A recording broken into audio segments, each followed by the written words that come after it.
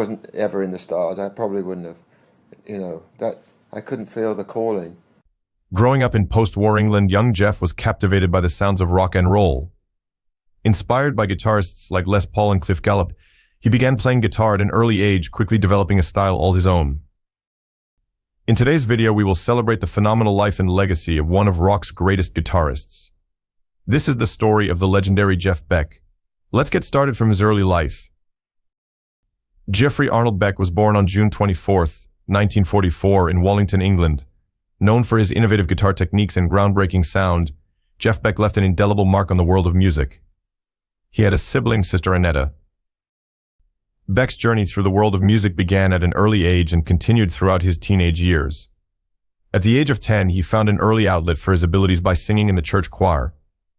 This was the beginning of his musical career. Sutton Manor School was the institution that he attended throughout his youth in order to pursue his education. After that, he continued his pursuit of education by enrolling in Sutton East County Secondary Modern School, where he continued to cultivate his passion for music in addition to his goal to further his education. Over the course of his musical career, Beck was influenced by Les Paul, who was an early figure in the field of electric guitar production.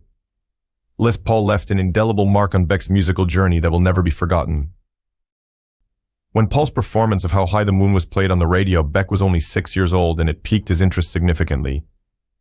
It was this performance that sparked his interest in the instrument itself, and it eventually became his love. In addition to being influenced by musicians such as Cliff Gallup, B.B. King, and Steve Cropper, Beck's musical preferences continued to grow over the course of his career.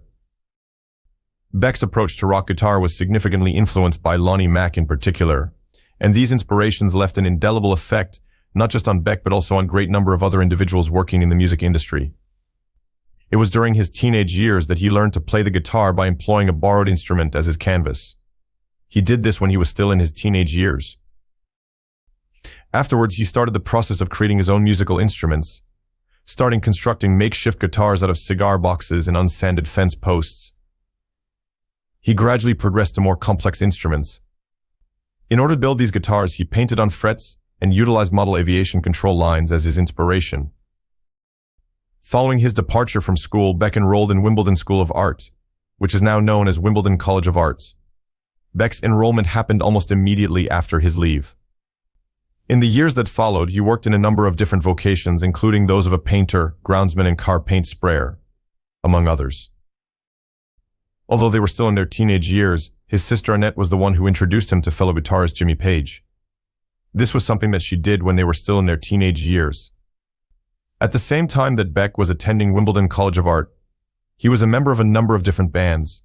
Screaming Lord Sutch and the Savages was one of the bands that were listed here. In 1964, they recorded the songs Dracula's Daughter and Come Back Baby for Oral Records, where they were working as representatives. Ian Stewart, a member of the Rolling Stones, was the one who initially presented Beck with RB in 1963. As a result, the night shift was established, and they began their performances at the 100 Club, which is located on Oxford Street. The night shift continues to perform with Beck over the years. His ability to emulate a wide variety of guitar styles was put to the test when he was hired as the lead guitarist for the Rumbles, a band from Croydon. He performed in this capacity very soon after that.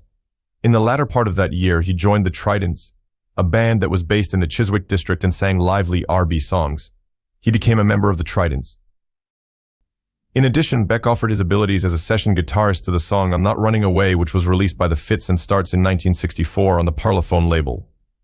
Beck's contribution was important to Song 64 on the Parlophone label.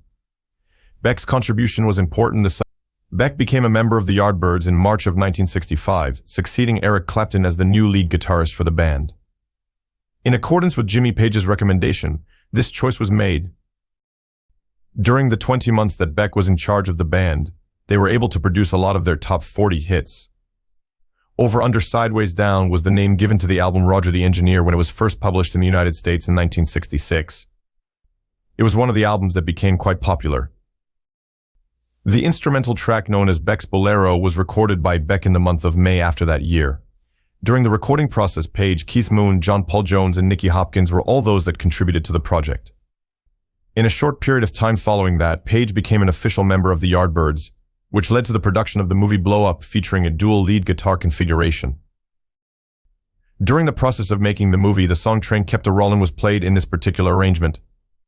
In 1967, Beck's stint with the Yardbirds came to an end as a result of his recurrent absenteeism, his preoccupation with perfection, and his rage on stage. This occurred during the band's tour of the United States.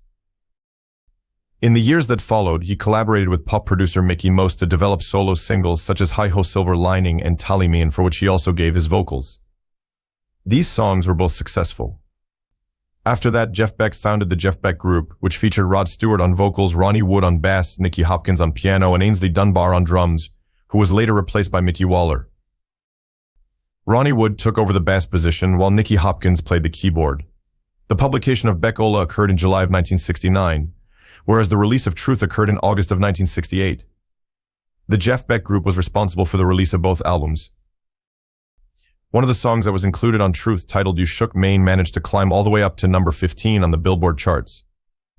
Following the replacement of drummer Mickey Waller with Tony Newman, Beck Ola witnessed a decline in the level of commercial and critical success that they had previously had via their music. In the end, this became the cause of the band's split, which took place in July of 1969. Almost immediately after the demise of his band, Beck joined the Free Creek Super Session project and began playing under the stage name A.N. on a regular basis. In addition, he played lead guitar on 4 additional songs before leaving the band. It was in September of 1969 that he joined forces with Vanilla Fudge's rhythm section. However, their plans were delayed for 2.5 years because of a vehicle accident in which he had facial injuries and a cracked skull. It was around this time that they established the band known as Cactus. Beck saw the 1960s as a challenging age due to the limitations that were present in electrical technology. This was something that he thought of when he reflected on the decade. After he had recovered, Beck formed a new band in 1970 with drummer Cozy Powell. The band was called Beck and Powell respectively. It was in the United States that they worked together with the Funk Brothers of Motown to develop songs, but the recordings of their collaboration were never made available to the general public. The Jeff Beck Group was performing under the moniker the Jeff Beck Group with a somewhat different sound by the time April 1971 rolled around. Beck had completed the lineup with Bobby Tench, Max Middleton, and Clive Chaman by that point. The album Rough and Ready, which was released by Beck in October 1971, marked a dramatic shift in the musical direction that Beck was moving in at the time. Jazz, rhythm and blues, and soul music were all included on the record to varying degrees. A demonstration of how Beck's sound has evolved over the years is provided by the fact that he contributed to 6 of the songs on the CD. The Jeff Beck Group released their second studio album, which was named Self-Title, through the month of July in the year 1972. The recording of the album took place at TMI Studios in Memphis, and Steve Cropper was the producer of the album when it was completed. Cover versions of songs by American performers were included on the album, which was heavily influenced by soul music. Stevie Wonder contributed 4 of the songs to the album. Immediately following the publication of the album, the band disbanded, and the management of the band claimed a lack of coherence in the process of establishing a new musical style as the reason for the band's split. Following the completion of his contractual obligations in August 1972 with a touring band that featured vocalist Kim Milford, Tim Bogart, Carmine Appice, and Max Middleton, Jeff Beck went on to engage in a tour of the United States under the moniker the Jeff Beck Group. The departure of Bobby Tench and Middleton from the band occurred after the conclusion of the tour. Midway through the tour, Milford was replaced by Tench as the lead vocalist. The Power Three was formed by Beck, Bogart, and Appice, with Appice occasionally taking on vocal responsibilities. Bogart contributed to the formation of the Power Trio. Consequently, this resulted in the formation of the Power Three. After expanding to include Bogart and Appice, the Jeff Beck Group started touring in the United Kingdom, the Netherlands, and Germany in September of 1972. Since then, the group has expanded to include new members. The next step was a tour of the United States, which took place between October and November of the same year. Epic Records released the album named Beck, Bogart, and Appice in the month of April in the year 1973. The album was released by Epic Records worldwide. The album was not a commercial success, with the exception of a cover of Stevie Wonder's song Superstition, though the band's musical abilities were hailed by critics. The record did not succeed financially. Beck was a part of a theatrical performance that took place on July 3, 1973, alongside David Bowie also participating. Genie, Love Me Do, and Around were some of the songs that Beck performed during the concert. There is video from this event included in the documentary Moonage Daydream, which was directed by David Bowie and was published in the year 2022. Additionally, Beck contributed to the recording of tracks for the album Lane Changer, which was completed by Michael Fennelly and published in October of 1973. Over the course of the month of January 1974, Beck, Bogart, and Appice gave performances at the Rainbow Theatre in London, as well as in a number of other locations around Europe. Following that, in September of 1974, the performance was shown on the American program Rock Around the World, which was available to audiences all around the world. This performance was included on the bootleg CD At Last Rainbow, which includes songs such as Blues Deluxe and BBBA Boogie. The album also had a piece of this performance. In the end, these songs were incorporated into the compilation album Beckology, which was published by Jeff Beck in the year 1991. Before the completion of their second studio album, which was produced by Jimmy Miller, Beck, Bogart, and Appice went their own ways in April of 1974. This occurred before the album was finished being recorded. Despite the fact that their live album, which was recorded during their tour of Japan in 1973 and was named Beck, Bogart, and Appice Live in Japan, was not issued by Epic or Sony until February of 1975, the album was released. As part of his cooperation with the band up for a performance on BBC television in August of 1974, Beck produced and played on the band's first and second albums. This was done in order to prepare for the band's appearance. In addition, he has participated in the recording sessions for the band Hummingbird, which is led by Bobby Tench. All of these sessions were recorded by him. He began recording instrumental sessions for his solo album, Blow by Blow, which was produced by George Martin. These sessions were recorded at Air Studios, which was the location of the studio. September of that year marked the beginning of these courses. The album eventually became a commercial success, reaching number 4 on the charts after going all the way up to that position. Beck felt forced to return to the studio several times until he was satisfied with the work he had produced because he had a strong desire to improve his performance. Despite the fact that the record had already been released, he refused to stop wanting to make changes. Beck's tour of the United States began with an unanticipated performance at the Newlands Tavern in London, where he assembled a live band. This was the first stop on the tour. In 1975, he went on tour throughout the months of April and May, frequently playing backup for the Mahavishnu Orchestra. He left the country in the middle of the year. A member of the band who played the keyboards was Max Middleton, who was also a member of the band. Other members were Wilbur Bascom, who played bass, and Bernard Purdy, who played session drums and had links to Hummingbird. Both of these individuals were members of the band. It was in May of 1975 that Beck was performing at the Music Hall in Cleveland. He was using a talkbox for his arrangement of the Beatles' song She's a Woman, and he grew dissatisfied with the talkbox. As a consequence of this, he flung off the stage both the talkbox and his Fender Stratocaster guitar, which was playing at the time of the Yardbirds, when he broke a string. His performance came to a close with him playing a Les Paul guitar that was missing its packaging. During the course of this journey, he gave a performance at Yuya Uchida's World Rock Festival. In this performance, he and Bernard Purdy performed 8 songs together. In the future, only his performance with Purdy would be videotaped and made accessible to the general public from that point on. His third album, which was released in 1976 and was named Wired, contained a blend of jazz and rock genres that was akin to those employed by his colleagues. Drummer Narada Michael Walden and pianist Jan Hammer were also included on the record. Immediately after this, Beck embarked on a tour with the Jan Hammer Group, during which he served as a support act for Alvin Lee. Following this, he proceeded on a global tour that lasted for 7 months, which ultimately led to the publication of the live album Jeff Beck with the Jan Hammer Group Live in the year 1977. Prior to his return to the United Kingdom in the fall of 1977, Beck lived in the United States as a tax exile. He then relocated back to the United Kingdom. After conducting rehearsals for the Knebworth event in the spring of 1978 alongside Stanley Clarke and Jerry Brown, the event was finally cancelled. He was one of the people who participated in the rehearsals. Beck embarked on a tour of Japan with an ad hoc group that also completed Clarke, Tony Hikers, and Simon Phillips. The trip began in the later half of that year.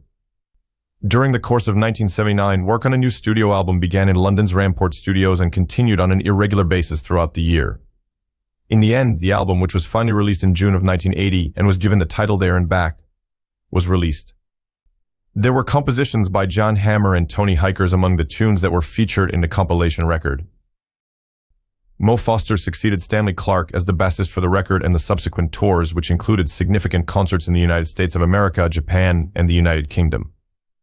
Mo Foster took over for Clarke throughout the entirety of the record and tours.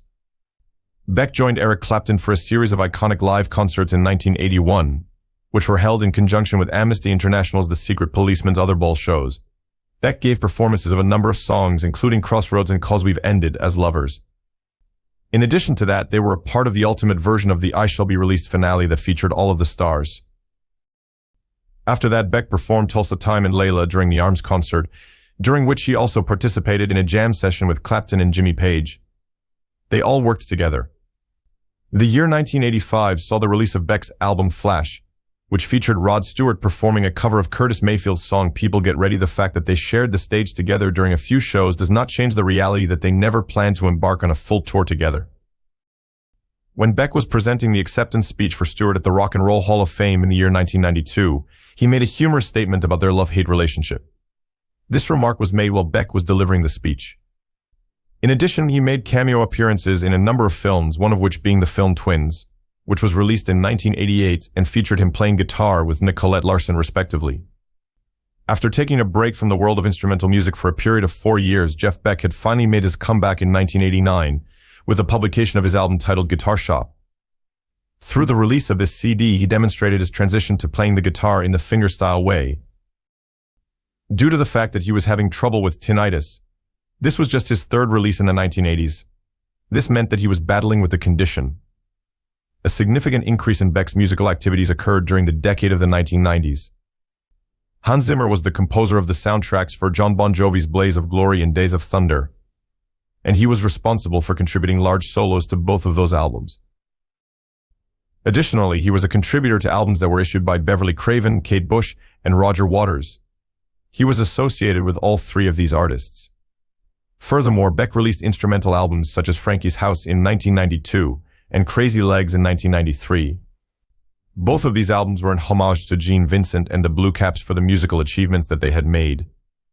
With Guns N' Roses, Beck had been training for a concert in Paris in 1992. However, he was unable to perform since he was momentarily deaf as a consequence of a cymbal accident that was caused by Matt Sorum. The show was scheduled to take place in Paris. Additionally, the Yardbirds were honored with induction into the Rock and Roll Hall of Fame in the same year, 1992. At his address, which was delivered at the ceremony, Beck made a sarcastic allusion to the fact that he had been fired from the band. Beck and Paul Rodgers of Bad Company worked together to create the album Muddy Water Blues. This record was brought about as a consequence of their cooperation. It was a tribute to Muddy Waters that the record was made. 1999 marked the year when he made his debut with the guitar-based electronica outfit known as Who Else. In this particular instance, he worked alongside Jennifer Batten, a female instrumentalist, for the very first time. They continued to work together on the post-release tour after the release of You Had It Coming in 2001. Additionally, they continued to cooperate with one another. It was in the year 2000 when Beck was presented with the Grammy Award for Best Rock Instrumental Performance for his song Dirty Mind, which was included on the album You Had It Coming. It was for the song Plan B, which was included on his album Jeff, which was published in 2003, that he was given his 4th Grammy Award in the same category. This song provided proof that the new electro guitar sound that he had adopted for the 2 albums that came before it will continue to be the dominating sound in the future. He was the opening act for B.B. King in the year 2003, and he performed at Eric Clapton's Crossroads Guitar Festival in the year 2004. Both of these events took place in the year 2004. The song 546 was My Number, which was performed by Toots and the Beatles and was included on the album True Love, which was awarded a Grammy in 2004, was another example of a song that included Beck. In 2007, Beck and Kelly Clarkson presented a performance on the Idol Gives Back episode of American Idol. The performance included a rendition of the song Up to the Mountain by Patty Griffin. Purchases of the live tape were made available very shortly after it was made accessible. During the same year, he also made another appearance at Eric Clapton's Crossroads Guitar Festival. On that occasion, he demonstrated his talent with Vinnie Colaiuta, Jason Rebello, and Tal Wilkenfeld, who played bass. In addition to this, Beck made a contribution to Morrissey's album, years of refusal, and in 2009 he embarked on a tour across the world with his established band. In the course of this tour, Beck had a performance at Ronnie Scott's in London, which was attended by an audience that was totally absent. He was a solo artist when he was inducted into the Rock and Roll Hall of Fame on April 4th, 2009, and he played at the ceremony with some of the most legendary musicians in the history of music. A stunning duet that he performed with David Gilmour at the Albert Hall was another highlight of his career. Over the Rainbow and Nessun Dorma by Mario Puccini were two of the cover songs that were included on Beck's album with the title Emotion and Commotion, which was released in April of 2010. The album had a blend of original music and cover songs. In 2011, Nessun Dorma and Hammerhead were both nominated for Grammy Awards, and both of them were ultimately honored for their performance. Herbie Hancock and Beck collaborated on the song Imagine, which was included on the album The Imagine project that Beck developed. One of the categories under which the song was considered for a Grammy Award nomination was Best Pop Collaboration with Vocals. Over the course of 2010, Beck has collaborated with a number of musicians, including Narada, Michael Walden, Rhonda Smith, and Jason Rebello, among others. Live at the Grammy Museum was the title of the live CD that he released on October 25th, 2010, which was produced by the Grammy Museum Records. In addition to that, he collaborated with Imelda May's band to create a DVD that was an homage to Les Paul. In 2011, Beck was presented with 2 honorary degrees from institutions located in the United Kingdom. In honor of his significant contributions to the world of music, the University of the Arts London awarded him a fellowship. This was the first of his scholarships. Secondly, he was presented with an honorary degree from the Institution of Sussex. This honorary doctorate was bestowed upon him in celebration of his musical career, as well as the relationships that the institution has with the Bryden Institute of Modern Music. Beck joined the solo album project that Brian Wilson was working on in 2013, which also involved Beach Boys, Al Jardine, and David Marks. Beck contributed to the project as a member of The Artist. On Wilson's website, there was a proposal that the material would be separated into 3 albums. One album would have new pop songs, another album would contain mostly instrumental music including Beck, and the third album would be titled The Suite and would comprise interlaced recordings. All of these albums would be released in succession. As an additional point of interest, Beck went on tour with Wilson, Jardine, and Marks in the fall of 2013, and he considered this experience to be an incredible honor.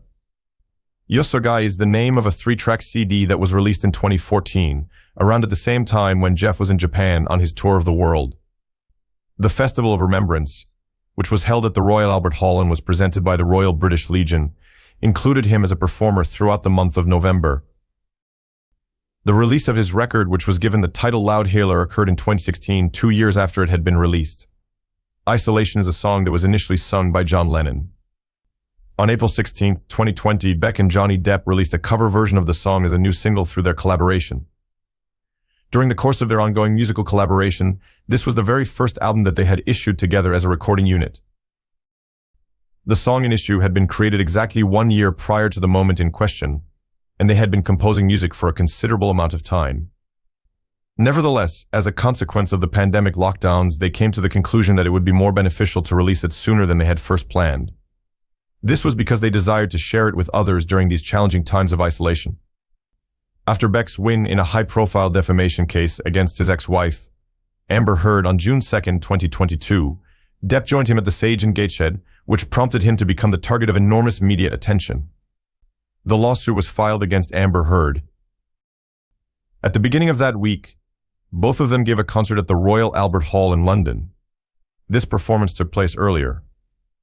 The news that this is a song for Miss Hedy Lamarr would be the first single from their joint album number 18 was made on June 10, 2022. The album was produced by both of them. The collaboration between Beck and Ozzy Osbourne can be seen on 2 tracks, namely Patient No 1 and Patient No 2. Among the tracks that can be found on Osbourne's album, which was released on June 24, 2022, are 9 Feet and 1,000 Shades as a lead guitarist. He also contributed to the song Can't Start Over Again, which is included on the album Blues with Friends by Dion DiMucci. This song is yet another one of his contributions. As an additional point of interest, Beck's final recording was a rendition of Going Home, the theme song of The Local Hero, which was performed by Supergroup. Fundraising efforts for Teen Cancer America and Teen Child Cancer Trust were the targets of this performance, which was held for that cause. The publication Rolling Stone asserts that Beck is widely regarded as one of the most influential guitarists in the rock genre. Beck attributes a significant amount of his musical approach to the influence of a number of performers, including Cliff Gallup, Les Paul, and The Shadows. It was through his work with the Yardbirds that he explored new lines of experimentation with feedback and distortion, which ultimately led to the formation of rock music. The work of Beck was a crucial influence to the development of heavy metal music, which was a genre that evolved over time. The technical brilliance and variety of Beck's playing have earned him widespread acclaim, and despite the fact that his discography is not very substantial, he is widely regarded as one of the most talented guitarists of his generation. The list of the 100 greatest guitarists that was published by Rolling Stone had him at number 5 on the list. In addition, Jeff Beck was the source of inspiration for the character of Nigel Tufnell, which was included in the mockumentary that was named This Is Spinal Tap. During the 1980s, Beck switched from using picks to using his thumb to pluck the strings of his Fender Stratocaster, which was his primary instrument. It was via the manipulation of the guitar's volume knob and vibrato bar that he was able to produce one-of-a-kind sounds that were commonly compared to human vocalizations. Along with Stratocasters, he also occasionally played other instruments, such as Gibson Les Pauls and Fender Telecasters. Stratocasters were his primary instrument. He worked with fuzz pedals and echo units, and his preferred amplifiers were Fender and Marshall. He also experimented with other effects. One of Beck's other interests was echo units. It was in 1991 when Fender first introduced the Jeff Beck Stratocaster to the public. Subsequently, in 2001 and 2004, fresh iterations of the instrument were made available to the public. River Hall, which is situated in East Sussex, was the location of Beck's personal house at the time of his death. Between the years 1969 and 1970, he made the decision to switch to a vegetarian diet and became a supporter of the Folly Wildlife Rescue Trust. In addition to this, he had a particular fondness for classic Ford hot rods, and he regularly worked on the exteriors and engines of these automobiles on his own. Beck and Patricia Brown were married for 16 years, beginning in 1963, and continuing until 1967. After that, he was in a committed relationship with the English model Celia Hammond, whose photograph is included on the cover of the album Truth. This relationship lasted for a considerable amount of time. His next marriage would not take place until 2005, when he tied the knot with Sandra Cash. With this, it would be more than 40 years since he had his first marriage. However, he did not have any children as a result of any of his relationships with other people. On January 10th, 2023, Jeff Beck, who had been battling bacterial meningitis, passed away unexpectedly in a hospital that was located in close proximity to River Hall. His death occurred. Following his departure, a flood of tributes started flooding in from his peers in the music business as well as his friends. Jimmy Page praised Beck for his amazing talent, and Mick Jagger referred to him as one of the most proficient guitarists. Beck is a member of the band Beck. Ronnie Wood said that Beck had the sense of being a brother when he was questioned about his ways of dealing with the death of his sibling. A number of well-known individuals, including Johnny Depp, Rod Stewart, Eric Clapton, and others, were present during the funeral ceremony for Beck, which was held on February 3rd at St. Mary's Church in Beddington, Sutton. Jimmy Page, in the course of his eulogy, used the opportunity to pay honor to Beck by referring to him as the Quiet Chief. He was 78 years old. Jeff Beck's life was a testament to the power of creativity and the endless possibilities of the guitar. He was a trailblazer, an innovator, and a true artist who will never be forgotten. Thank you for joining us on this journey through the life and death of Jeff Beck. If you enjoyed this video, don't forget to like, share, and subscribe for more stories of the legends who shaped music history. Until next time, keep rocking.